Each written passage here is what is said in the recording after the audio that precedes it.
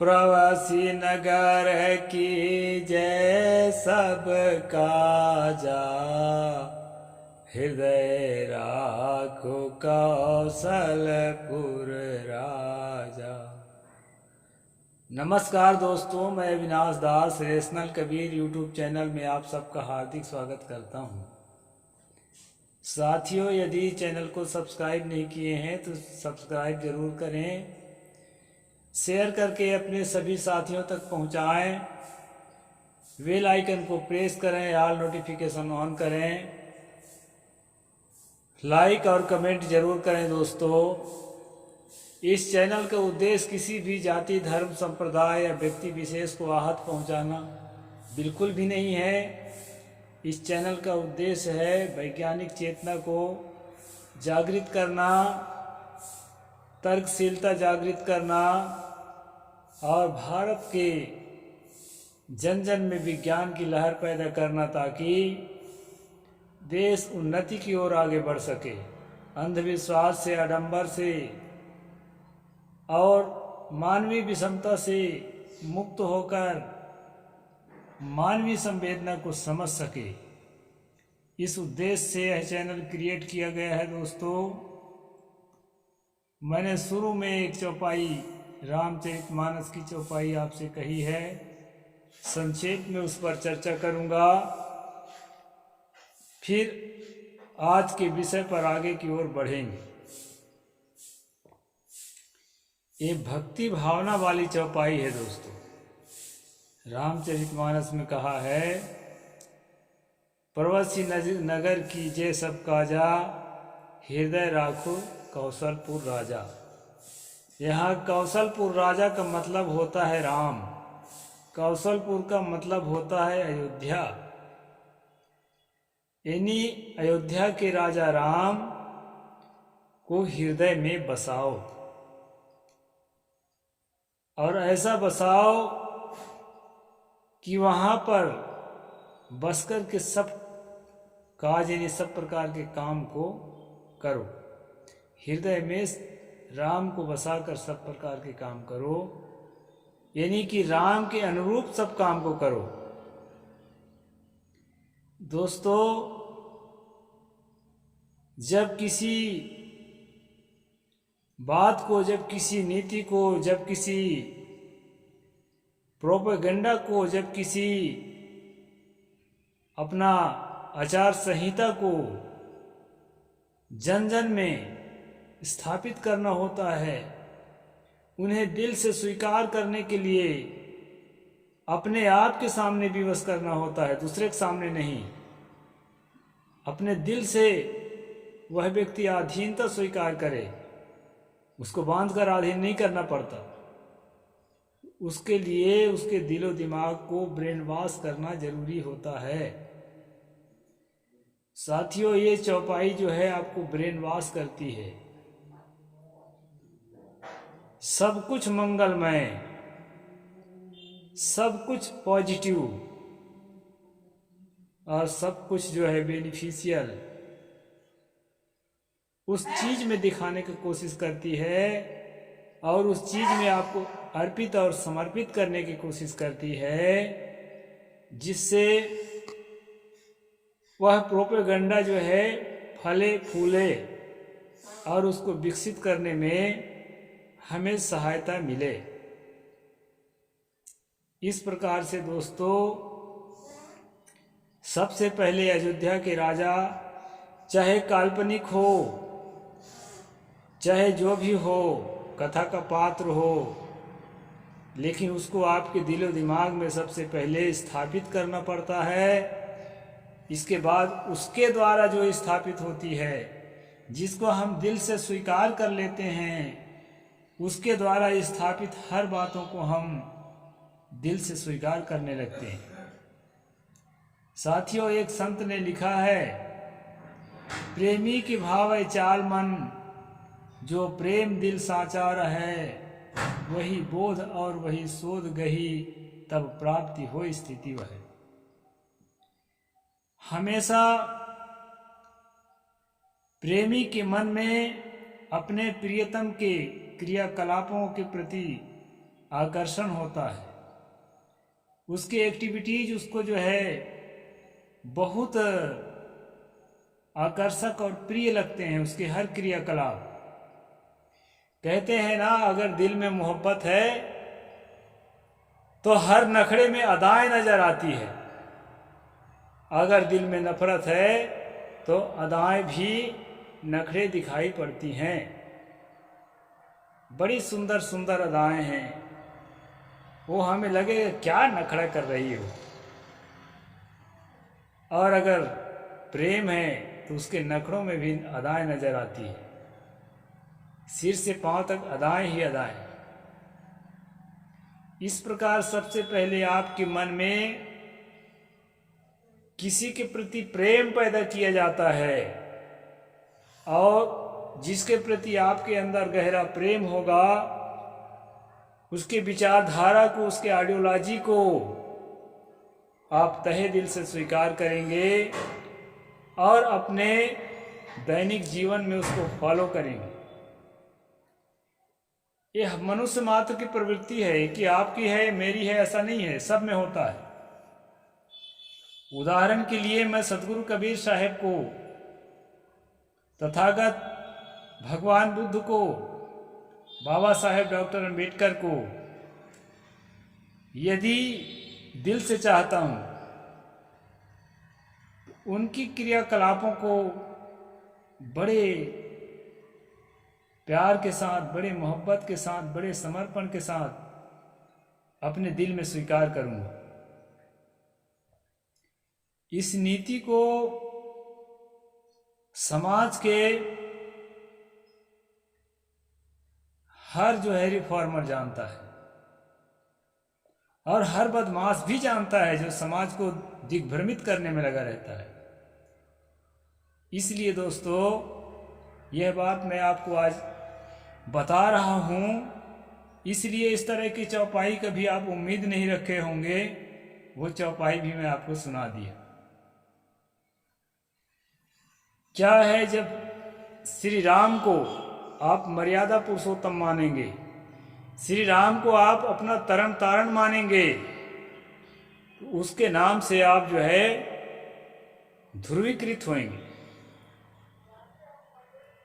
एकाग्र होंगे, संगठित होंगे, और उसके नाम को आगे बढ़ाने के लिए, उसके काम को आगे बढ़ाने के लिए कटिबद्ध होंगे। इसलिए सबसे पहले आपके हृदय में उसके प्रति प्रेम चाहिए, ऐसा व्यक्ति जानता है। इसलिए सबसे पहले आपके हृदय में प्रेम पैदा कर रहे हैं। आप चाहने वाले हैं कि नहीं चाहने वाले हैं, लेकिन आपको चाहने वाला बनाया जाएगा। और जो बहुत ज़्यादा चाहने वालों की जब भीड़ हो जाती है तो नहीं चाहने वाला भी प्रेम से ना सही, डर से सही, खासकर जो राजनीतिक आदमी है वो वोट बैंक के खिसकने के डर से ही सही, लेकिन वो खुलकर नहीं बोलेगा।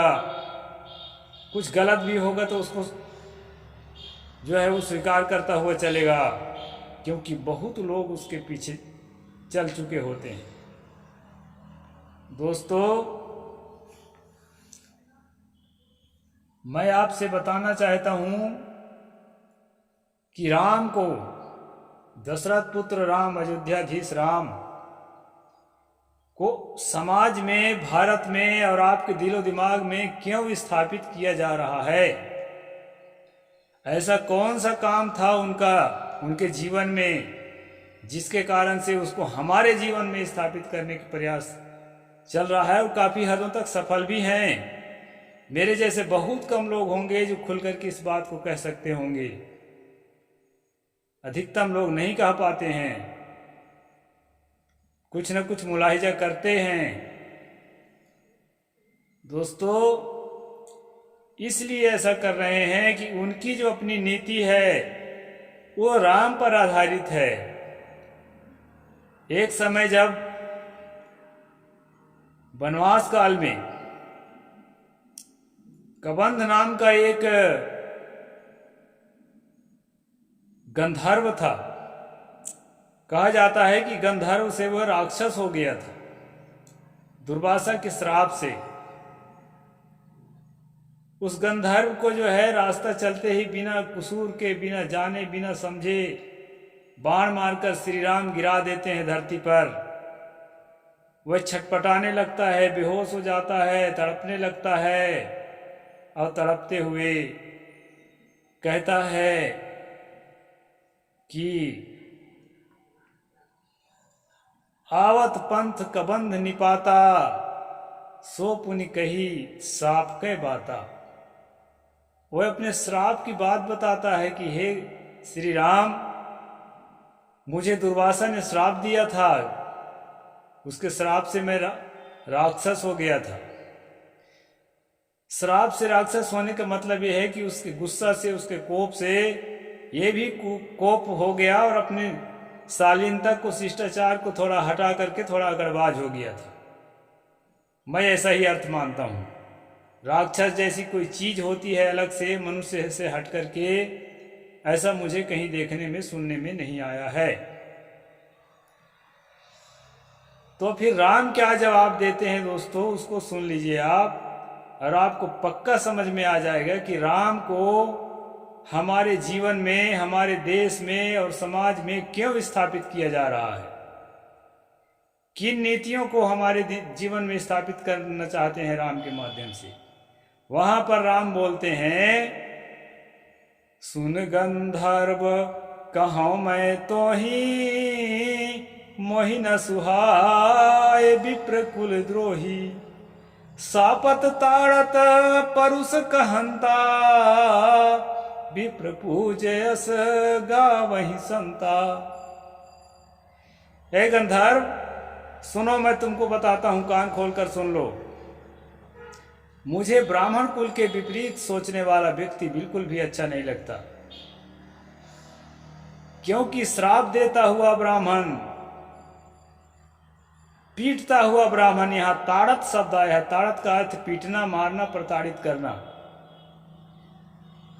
पीटता हुआ ब्राह्मण, मारता हुआ ब्राह्मण, गाली बकता हुआ ब्राह्मण, कठोर शब्द कहता हुआ ब्राह्मण, कितना भी आचरण से भ्रष्ट हो लेकिन उसके चरण पूज्य होते हैं। उसी में एक दोहा के बाद फिर एक चौपाई आई है, पूज्य विप्र शील गुण हीना। सब प्रकार से पवित्र गुणों से हीन, शील गुण से हीन ब्राह्मण भी पूजा के योग्य है। और शूद्र न गुणगन ज्ञान प्रवीणा, शूद्र चाहे कितना भी ज्ञान में प्रवीण हो, कितना भी वेद शास्त्रों का अध्ययन किया हो, कितना भी नैतिक हो, लेकिन वह जो है गणना करने योग्य नहीं है। इस प्रकार से जो है राम कबंध को शिक्षा दे रहे हैं। ये रावण का शिक्षा नहीं है दोस्तों, ध्यान में रखना, राम कह रहे हैं ऐसा। तो अच्छा, ये तो बात हो रही ब्राह्मण द्वारा शूद्र को ट्रीट करने की बात, कि वह चाहे आपको लात मारे, चाहे आपको गाली दे, चाहे आपके साथ दुर्व्यवहार करे, चाहे वो कितना भी चरित्र भ्रष्ट हो, चोरी, हत्या, व्यभिचार। कल मैं बताया था ना, कल के मेरे वीडियो को कंपनी ने डीमोनेटाइज कर दिया है, आज भी कर सकती है।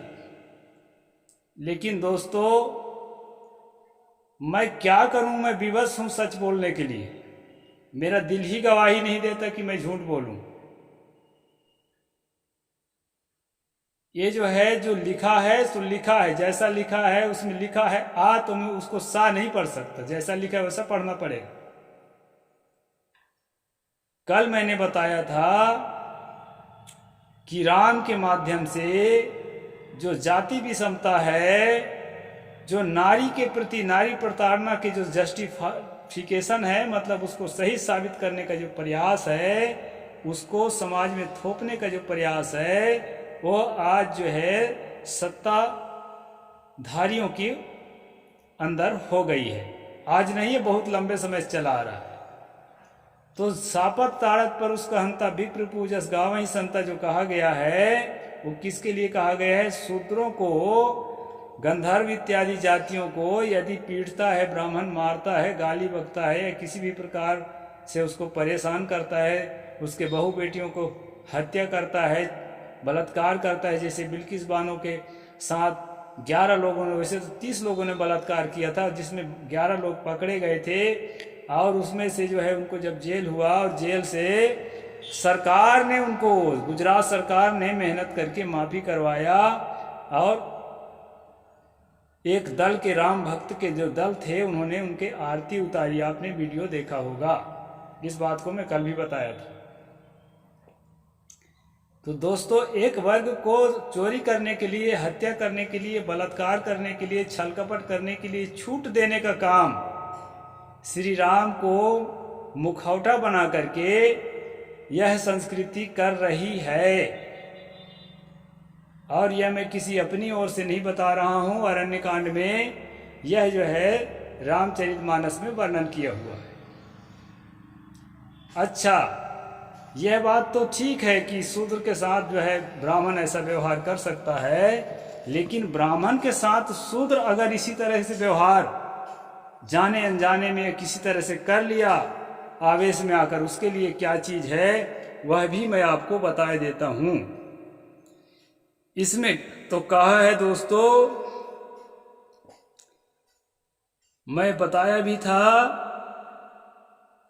कि अंत्यज अपने जिस अंग से द्विज को मारे उसका वही अंग काटना चाहिए, यह मनु की आज्ञा है। मनुस्मृति का श्लोक नंबर 279। एन केन चिन्नंगेन हिंसच्चेच मंत्यजः क्षेतप्यम तद्देवास तन्मनोनुशासनम। मतलब जिस अंग से वह जो है मारने के लिए कोशिश करे, हाथ उठाए हाथ काट दो, पैर उठाए पैर काट दो। अगर गाली बकता है तो उसकी जिह्वा काटना चाहिए, यही दंड का विधान है। ये श्लोक नंबर 277 में है दोस्तों। वैश्य और शूद्र भी इसी प्रकार आपस में गाली देते पूर्वक दंड की व्यवस्था करें। हाँ, और आगे कहते हैं कि ऐसे अवसर पर शूद्र की जीभ न काटना यही दंड का विधान है। आपस में लड़े तो जीभ नहीं काटना है, लेकिन जो है यदि द्विजों के साथ बात बिगड़ी है तो उसको 271 नंबर श्लोक में इसी मनुस्मृति में है कि शूद्र यदि द्रोह से ब्राह्मण आदि दुजातियों का नाम और जाति ग्रहण पूर्वक बुरी बात कहे तो जलती हुई 10 उंगल का लोह सलाका उसके मुंह में डाल देना चाहिए। जलती हुई लोह का राड, लोहे का राड उसके मुंह में डालना चाहिए। खौलते हुए तेल को कान में या मुंह में डालने की बात भी इसमें अगला श्लोक में कहा गया है। तो एक ही अपराध में एक आदमी की पूजा होने की बात जो कही गई है, जो अभी पूजा की गई थी गुजरात के द्वारा बिल्किस बानो के बलात्कारियों को, जिनका भी सुप्रीम कोर्ट ने फिर से संज्ञान ले लिया है। तो दोस्तों, अभी राम राम राम चिल्लाकर आपको जो फंसाया जा रहा है, खासकर मैं कबीरपंथियों को वीडियो के माध्यम से बताना चाहता हूं कि बहेलिया आता है, जाल बिछाता है, दाने का लोभ दिखाता है, उस डाल में नहीं फंसना चाहिए, उस जाल में नहीं फंसना चाहिए। रटने की चीज नहीं है, फॉलो करने की चीज है। अपने आप को संभालो। राम आपका हितैषी नहीं हो सकता जो शंभुक की हत्या कर दिया, जो महिलाओं के नाक कान काटता हुआ जीवन जीता रहा, अपने पत्नी को गर्भवती हालत में जंगल में छोड़ता रहा। ऐसा आदमी आपका हितैषी नहीं हो सकता, उसके आदर्श आपके भलाई के लिए नहीं हो सकते। इसलिए साथियों, मैं वीडियो के माध्यम से आपको यह बताना चाहता हूं कि आप अपने दिलो दिमाग से, खासकर अगर कबीरपंथी हैं, मैं कबीरपंथी महात्मा, कबीरपंथी साधक होने के नाते अपने लोगों के लिए मैं खासकर वीडियो बनाता हूँ। जिसकी गहरी श्रद्धा है उसकी श्रद्धा के मेरे कोई खंडन नहीं है, लेकिन जो खासकर कबीरपंथी हैं वो भूल करके भी ऐसे भूल भुलैये में ना जाएं और अपने आप को संभाल कर रखें। हमारा जो धर्म है वो मानवता है, इंसानियत है, शील, सदाचार और संयम है। इस पथ पर चल करके किसी का हत्या करते हुए, किसी का नाक कान काटते हुए, किसी को गर्भवती हालत में जंगल में छोड़ते हुए और उसकी प्रशंसा करते हुए उसको अपना आदर्श बनाना, ये किसी भी कबीरपंथी का धर्म नहीं हो सकता है। इसलिए सतगुरु कबीर साहब को अपने सिर पर रख करके उनके आदर्शों पर चलना और जो है तथागत भगवान बुद्ध के शील और प्रज्ञा और समाधि को समझते हुए बाबा साहेब के द्वारा रचित संविधान में संवैधानिकता से चलते हुए अपने जीवन को जीना, यही हम लोगों का परम कर्तव्य है, भारतीयता है। और इसी रास्ते पर चल करके हम अपना उद्धार और कल्याण कर सकते हैं। बस आज इतना ही कहूँगा दोस्तों। साहेब बंदगी, जय जोहार, जय भीम, नमो बुद्धाय, जय भारत।